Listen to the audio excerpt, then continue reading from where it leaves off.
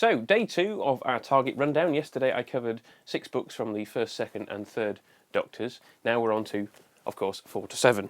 And we're going to start with a 4th Doctor book, The Sontaran Experiment, Ian Marter. A really different tone to his writing from Terence. And he takes this 2-part story and really expands it. There's a lot more going on, and you really get into Styles' experiments. There's more for Harry to do, that's not a surprise, given that Ian Marter played Harry. Thoroughly recommended, Sontaran Experiment. And here's one from the other end of the 4th Doctor's run, The Leisure Hive by David Fisher. Just another great voice in the Target range. I wish he'd done some more, because he's really quite fun. So for the 5th Doctor, Terminus by John Lydecker, pen name of Stephen Gallagher, who wrote the TV version, and a story really that benefits from being expanded and not being hampered by the poor direction and score that we had on screen. I'm not really a Christopher H. Bidmead fan, but this is Frunchos, his 3rd story, and the main reason this is in here is because this was one of those that was such a disappointment when I finally saw it, because the book had given me some great images, the mining machine, which is made of bones with bits of metal on, and it looks like a tractator, and then, yeah, they didn't do that on screen. So this is worth picking up if you don't like the televised version. For the 6th Doctor, The Twin Dilemma. Now, the televised version of this story deserves all the stick it gets. It is terrible.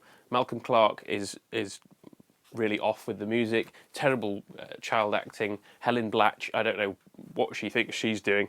Yeah, it's just a complete mess. But the book, on the other hand, is Eric Sayward taking it and kind of doing a sub-hitchhiker thing with it. Now, he's no Douglas Adams, but it's a really fun novel. So, the 2 Doctors, and aside from the prologue for The Time Warrior, this is Robert Holmes' only foray into the Target range, and for that reason alone, it's worth picking up. Again, we get to hear his voice in book form.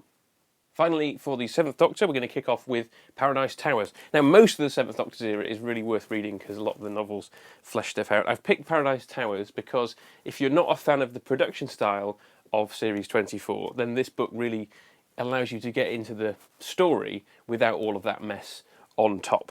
And I really enjoyed it when I first picked it up on holiday one summer.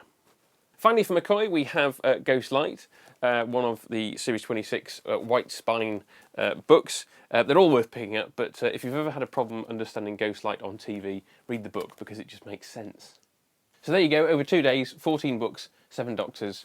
If you've not got into the Target range, I think these are great places to jump in if you can get hold of them. Do please keep the ideas flowing in. Use the hashtag TMDWP, just at me on Twitter, or of course there's the email address min_dw@yahoo.co.uk.